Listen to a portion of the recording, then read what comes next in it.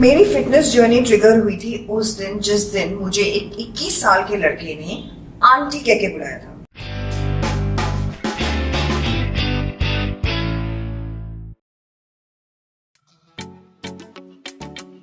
Hi, I'm Dr. Neelam from the city beautiful Chandigarh. I'm 47 years old and today I'm going to share my fitness journey with all of you here from 96 kilos to 58 kilos on bodyandstrength.com.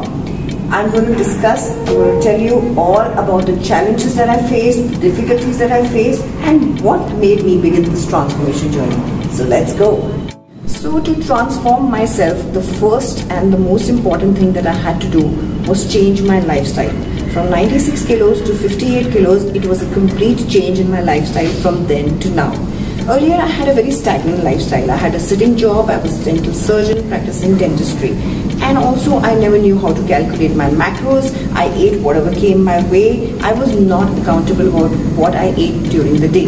And also, the most important, my mindset was a body shame mindset. I always didn't, accept myself. I didn't like myself the way I was.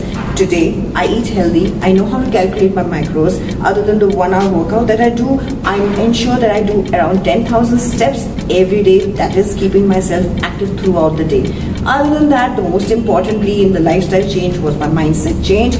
I have begun to love myself. I am very comfortable in my own skin, little fat, little thin, whatever it is. I love myself the way I am and that has really helped me. Basically, I am a qualified dental surgeon. I quit my profession of dentistry out of my love for the fitness industry. I worked as a freelancing fitness trainer earlier and today I work as a gym manager for one of the leading brands in North India. After quitting my profession of dentistry, I joined the fitness industry and I passionately worked in this industry. So I have been recognized now by the people in the city and around the city. They follow my workouts, they follow my diet plans and they idolize me. I have featured in a number of newspapers in the city, in the local newspapers. I have also written articles in the newspapers here. I have been featured lately in the news channel for my fitness journey over here in the city. Other than this, I have won lately the FASA Miss Wellness India 2020 title in the classic category. I have also won and been honored to win the title for the best center manager 12 times in a row by the organization for which I work. इस journey में मैंने बहुत सारी difficulties face की। सबसे बड़ी challenge जो मैंने फेस की वो था लोगों का डाउट। 15 इयर्स पहले जब मैंने ये जर्नी स्टार्ट की थी, बहुत सारी औरतें घर से बाहर जिम जाने के लिए नहीं जाती थी, ज़्यादा से ज़्यादा वॉक करती थी या मेरी कोई डांस क्लास ज्वाइन करती थी। लोगों की रेज्ड आईब्रोज, लोगों के डाउट कि क्या ज़रूरत है जिम जाने की, जिम जाके क्या कर लोगी, वो वाले जो डाउट्स हैं उनको ओवरकम करना, लोगों को फेस करना, लोगों को जवाब देना एक एक चीज़ के लिए और खुद में विश्वास रखना कि हम क्या कर रहे हैं, मैं जो कर रही हूँ वो सही है, उस चीज़ पे स्टिक रहना, उस चीज़ पे कायम रहना, वो सबसे बड़ा चैलेंज था जो मैंने ओवरकम किया। दूसरा जो बहुत बड़ा चैलेंज आया था मेरे रास्ते में, मेरे फिटनेस जर्नी के रास्ते में, वो ये था कि लोगों को कन्विंस करना, वैसे ही घर के लोगों को कन्विंस करना। घर के लोग भी बहुत डाउट रखते थे, वो भी सोचते थे इसको क्या हो गया है, ये नॉर्मल क्यों नहीं बिहेव कर रही है, ऐसा क्यों खाना खा रही है, ऐसे इतना क्यों एग्रेसिव हो गई है, पतली होकर क्या करेगी। तो घर के लोग भी डाउट करने लगे, फिर उस डाउट को भी ओवरकम करना एक और चैलेंज बन गया था। तीसरा और बहुत ज़रूरी चैलेंज जो मैंने फेस किया वो ये था कि टाइम को मैनेज करना। मेरे घर और मेरे प्रोफेशन की बहुत सारी डिमांड्स थी जहाँ पे टाइम का कंसर्न है, वहाँ पे मैंने सारा टाइम मैनेज करते हुए वो 1 घंटा अपने लिए निकालना शुरू किया, जहाँ पे मैं अपने वर्कआउट को टाइम देती थी और अपनी जर्नी को मैंने कायम रखा। इसी तरह टाइम मैनेजमेंट सबसे बड़ा टास्क रहा है मेरी फिटनेस जर्नी में एंड आई एम श्योर कि बहुत सारे लोगों की टाइम मैनेजमेंट की ही प्रॉब्लम होती है जिसकी वजह से वो अपने गोल्स तक पहुंच नहीं पाते हैं। तो टाइम मैनेज करने के लिए मैंने सबसे पहले एक टाइम टेबल बनाया। जैसे बच्चे स्कूल में एक टाइम टेबल फॉलो करते हैं वैसे मैंने खुद के लिए एक टाइम टेबल फॉलो बनाया एंड मैंने उसको फॉलो किया। मैंने बिल्कुल उसको जैसे टाइम टेबल बनाई थी मैंने स्टिक किया रूटीन के साथ, और अपनी प्रायोरिटी के हिसाब से मैंने अपनी टाइम टेबल बनाई, जिसमें मेरे बच्चे, मेरी फैमिली, मेरे काम की रिक्वायरमेंट्स और मेरे फिटनेस की रिक्वायरमेंट्स, मेरे कुकिंग टाइम एक्सेट्रा एक्सेट्रा सारा सॉर्टेड था कि मुझे कितना घंटा कितनी चीज़ को देना है।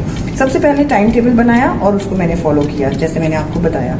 सेकेंड चीज़ जो मैंने बहुत अच्छे से फॉलो की वो ये है कि जब मैं बच्चों को कभी ट्यूशन पे छोड़ने जाती थी या डांस क्लास पे छोड़ने जाती थी तो मैं कोशिश करती थी कि उस टाइम को मैं यूटिलाइज करूं। मैं उस टाइम पे जाके वहाँ पे बैठ के गपशप नहीं मारती थी या फ़ोन पे नहीं लगी रहती थी। मैं उस पीरियड में या तो वॉक्स पे निकल जाती थी या मैंने कोई आसपास की कोई डांस क्लास ज्वाइन की होती थी, जिससे मेरी बॉडी हर वक्त एक्टिव रहे और मेरा BMR हाई रहे।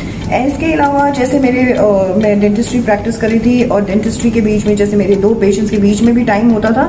ये नहीं कि मैं चेयर पे बैठी रहती थी और अपना कंप्यूटर पे टाइम वेस्ट करती थी। मैं कोशिश करती थी कि उस दौरान मैं कोई अच्छी रेसिपीज़ देखूं, एक्सप्लोर करती थी हेल्दी रेसिपीज़ जो मेरी फिटनेस जर्नी में मुझे हेल्प करेंगी। या तो मैं नीचे उतर के, जैसे मैं फर्स्ट फ्लोर पे थी तो मैं नीचे उतर के कुछ वॉक करने चली जाती थी या मैं कॉरिडोर में ही ब्रिस्क वॉक करती रहती थी। तो इन शॉर्ट मैंने हमेशा टाइम को फॉर ग्रांटेड नहीं लिया और उस टाइम में मैंने कोशिश की कि मैं कुछ ना कुछ ऐसे करूँ जिसमें मेरी बॉडी की मूवमेंट रहे, या तो मैं कुछ ऐसी नॉलेज गेन करूँ जिससे मेरी फिटनेस जर्नी में मुझे हेल्प मिले, जैसे कि अच्छी रेसिपीज़ को सीखना ऑन यूट्यूब। तो इस तरीके से मैंने टाइम मैनेजमेंट किया और मुझे लगता है कि बहुत हद तक मेरे लिए हेल्पफुल रहा। मेरी फिटनेस जर्नी ट्रिगर हुई थी उस दिन जिस दिन मुझे एक 21 साल के लड़के ने आंटी कह के बुलाया था। ये शब्द आंटी तब बोला गया था जब मैं सिर्फ 27-28 साल की थी और वो लड़का जिसने मुझे आंटी कहा वो 21 साल का था। तो ये जो शब्द है आंटी, कहीं ना कहीं ये मेरे जहन में गूंजता रहा, कहीं ना कहीं ये मुझे तंग करता रहा, कहीं ना कहीं I felt I have become old. इतने बड़े लड़के की आंटी मैं कब से बन गई।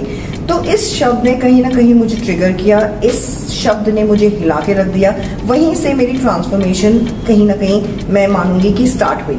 मैंने वहीं से अपने पहले वॉक करना शुरू किया। पहले वॉक के लिए मैं गई थी सिर्फ 7-8 मिनट के लिए और उसके बाद मेरी अवेयरनेस टूवर्ड्स फिटनेस स्टार्ट हुई। तो वो था मेरा ट्रिगर पॉइंट, वो था मेरा टर्निंग पॉइंट जहां से मेरी ट्रांसफॉर्मेशन जर्नी स्टार्ट की। और मैं इसी एपिसोड को रिस्पॉन्सिबल मानती हूँ मेरी ट्रांसफॉर्मेशन जर्नी स्टार्ट करने के लिए।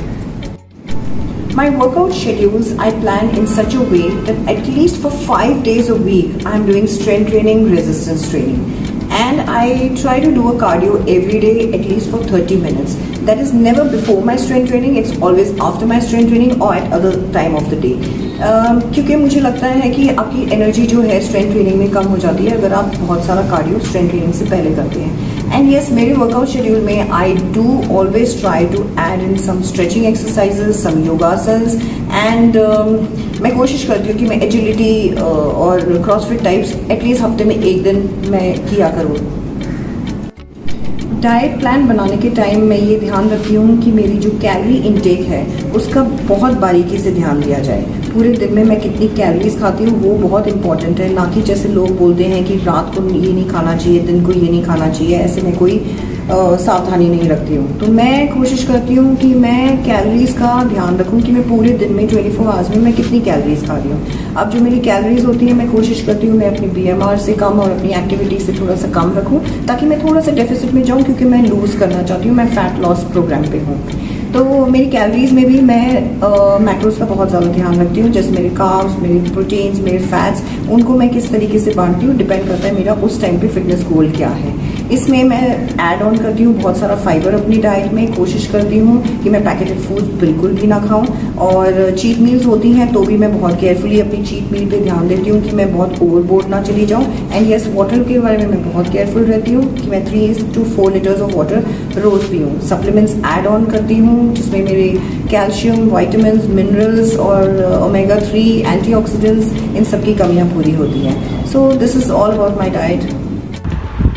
Behind those smiles and fancy gym wear, there's an inspiring story of my very dear friend Neelam. How she embarked on her journey to a healthier self is remarkable. Once upon a time, she was 90 plus kg post birthing her twins, and I did not know her then. Look at her now, and mind you, your jaw is going to drop. That's what I experienced when she showed me a very heavy old picture of herself. I believe what kept her going is her positive mindset and willpower. And above all, her fudgy discipline. I don't know from where she gets it though.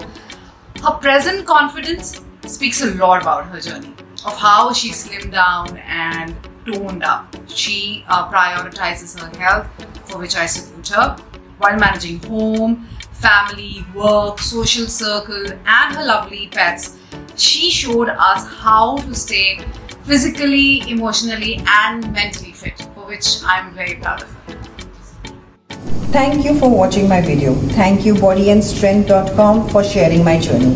I hope it inspires all of you out there. For more workout related videos, health related videos and nutrition related videos, keep watching bodyandstrength.com.